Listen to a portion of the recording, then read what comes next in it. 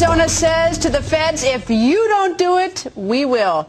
And what does their senior U.S. Senator John McCain think about that? Senator, nice to see you, sir.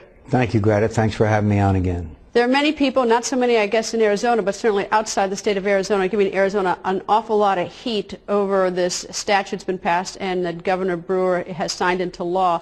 What's your thought about the federal government and the state government in this battle over immigration? Well, first of all, the governor and the legislature acted out of sheer frustration that the federal government is not carrying out its constitutional responsibilities to secure our border. Our border is unsecured. I'd like to give you two numbers to indicate that. In just the Tucson sector last year, 241,000 illegal immigrants were apprehended. We figure they catch about 1 out of 4 or 1 out of 5. That means that over 1 million people crossed our border illegally last year. Imagine what that does to the people that live in southern Arizona. The second number I'd like to give you is 1.7 million pounds of marijuana were interdicted across the Arizona border last year. 1.7 million pounds. The drug cartels are in an existential struggle with the government of Mexico. The violence on the border is skyrocketing. 22,000 people in Mexico have been killed in the drug wars, and our border is not secure. So my answer is that this law, I probably would have written a little differently, but it does clearly state that you have to have reasonable cause to stop someone. So what's being portrayed out there is that you can just willy-nilly stop someone is not accurate. You have to have reasonable cause. Let me put in layman's terms, if I could. We have a seatbelt law that if you stop someone for speeding, say, or reckless driving, and that person doesn't have a seatbelt on, then you can give them a citation. But you can't stop them just for not having the seatbelt fastened. See my point? That's what this is like. All right, well, I'm sure this will get sorted out in courts and and some judge will decide whether it's constitutional or not. But the thing that strikes me is that we've been playing these sound bites at night going back many national leaders. President Reagan said we've got to secure the borders. We've shown sound bites. President Obama said that he was going to take care of the problem. Everybody on the national level said that he or she's going to take care of the problem, but it's not done. What is the federal government's problem? What don't you get about it? You tell us, but you don't do anything. Well, they haven't devoted the assets or the personnel to the issue. John Kyle and I have a 10-point plan, including sending 3,000 National Guard to the border right away, recruiting 3,000 additional Border Patrol, getting the surveillance capabilities, including UAVs and other capabilities, in place. Greta, there are two sectors in Arizona, Yuma and Tucson. They have taken steps in Yuma, which has dramatically reduced the flow of illegal immigrants across our border, that they haven't in Tucson. That's a good comparison there. San Diego, they have reduced crime by a dramatic amount by having a triple fence over there. We can secure our borders. Other countries have secured their borders, and most importantly, it's an obligation for us to have our borders secure. But why won't you? Governor Napolitano said, she wanted she's made statements about security in the borders. Then she becomes a federal person. She becomes head of Homeland Security, and suddenly the enthusiasm seems to dissipate a little bit. And I don't know if it's because it's the impossible problem or what it is, but there's a real disconnect between this real problem. Everyone agrees we need to secure the border and getting it done.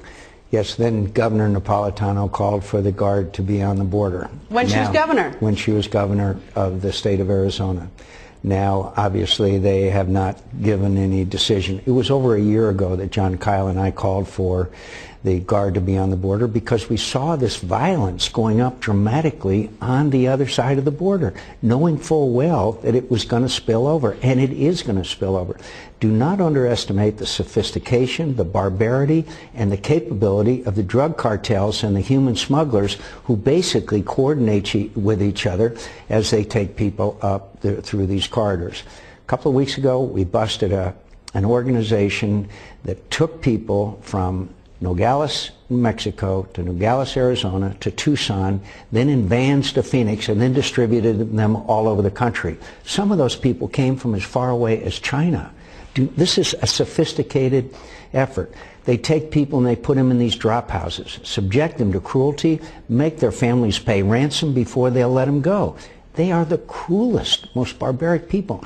And this cry for human rights, we want human rights for these people, not to be exploited and subjected to the cruelty of these coyotes who are in terrible people. Just last week, I think it was last week, 67 people were crammed into a U-Haul rental vehicle, panel truck. 67 people. I mean, it's unspeakable, some of the things that are being done. In the New York Times this morning, I read that there were 3 people murdered in front of school kids in Mexico on Wednesday. 7 other people were taken out of a bar, some of them boys, and executed. I mean, the level of violence just across our border.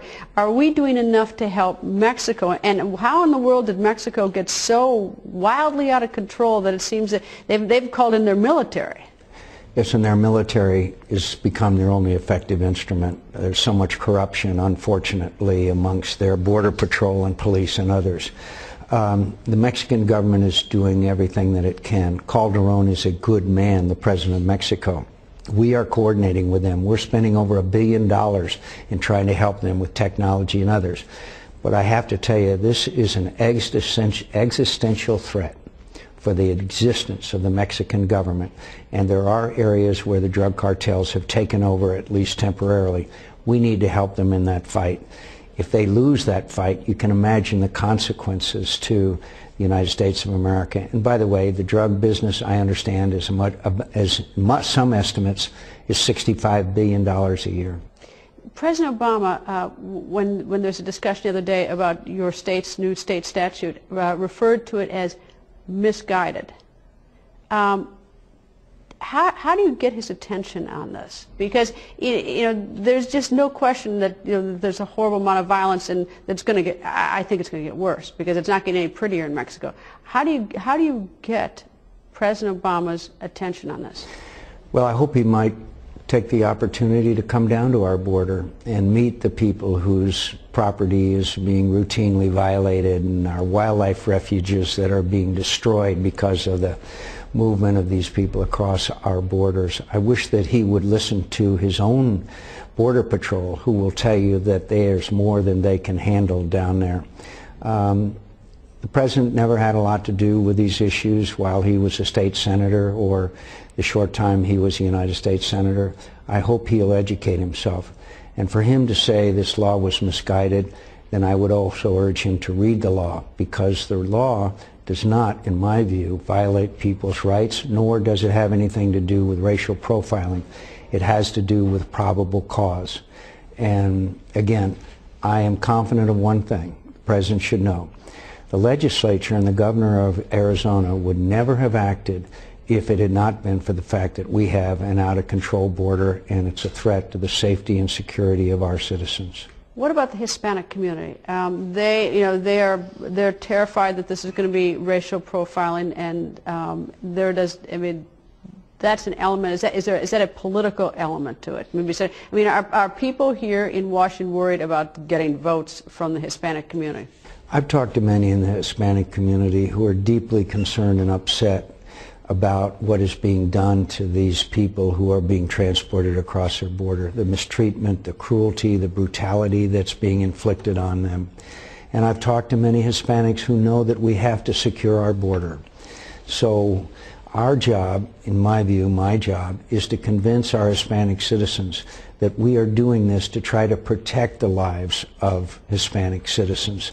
And also, as patriotic citizens, they should know as well the importance of a secure border. It seems to me that it's a human rights issue. We don't want people to be abused and tortured and beaten.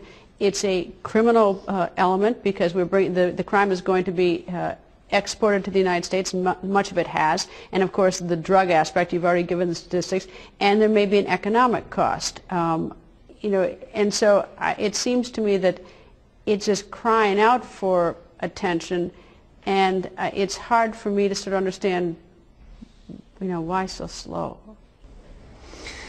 I don't know why the the President and the administration have not done enough. I have to say, in all candor, in the early years, the Bush administration didn't do enough. Well, President Reagan asked for it too. I mean, we can go way. I mean, everybody has dropped the ball on this. Yeah, but I also would like to say, in the last couple of years of the Bush administration, there was significant progress made.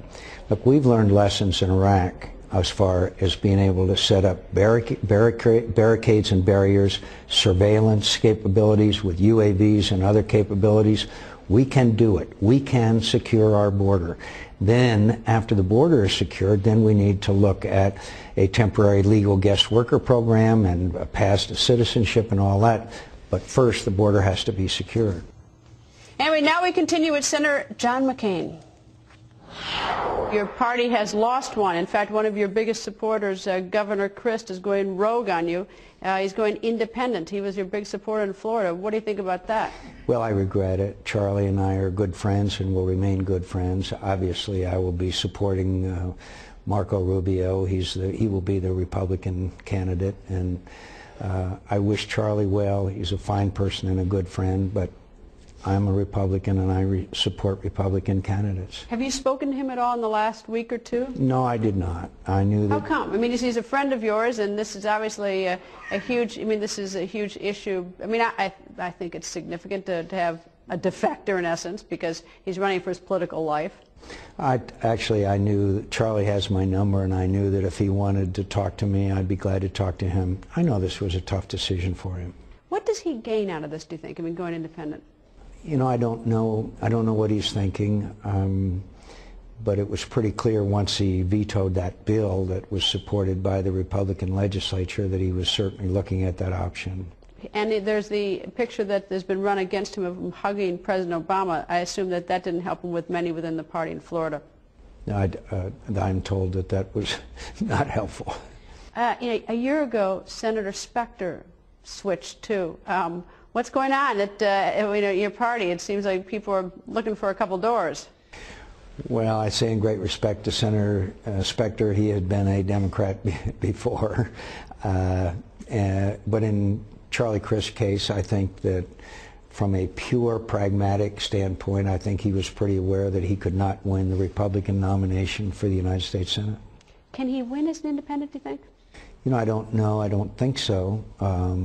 My friend Joe Lieberman, though, as you know, has been able to win as an independent, but I don't know that enough about the dynamics of Florida politics. After all, I lost Florida in the presidential campaign. Should he give back the money from some of the big Republicans who supported him? I think that Charlie should, because he took the money as the probable Republican candidate. I think he probably should. All right, health care. How are we doing on the health care bill?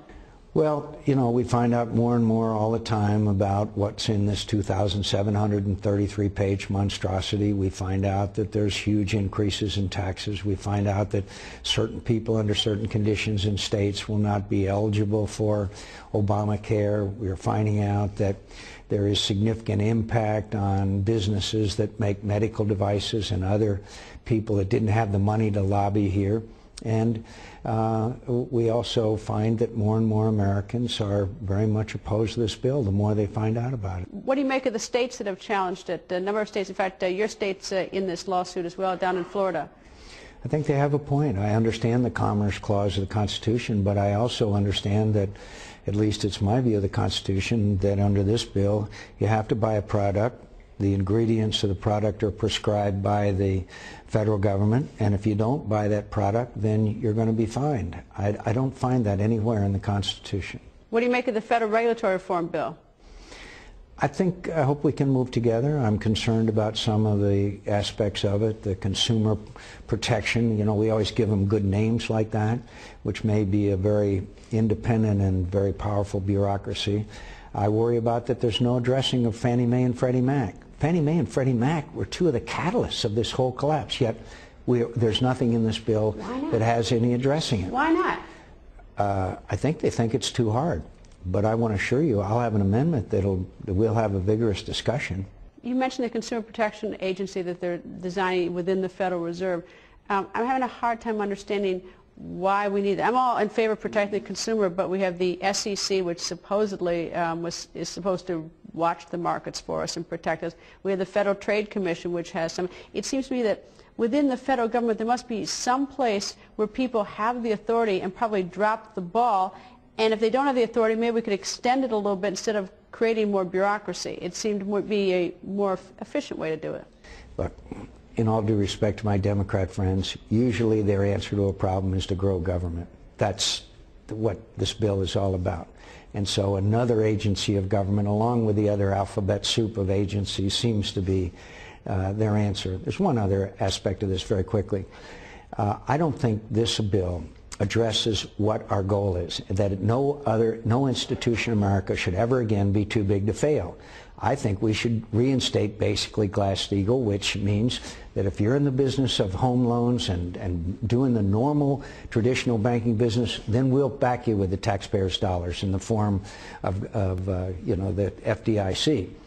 But if you're in the investment business, as described by Mr. Blankfein yesterday, where basically what they've done is set up a casino where you bet for or against certain events, then we should have nothing to do with that. We should make sure that taxpayers never have any involvement whatsoever. They want to go to Las Vegas and put it all on red, fine.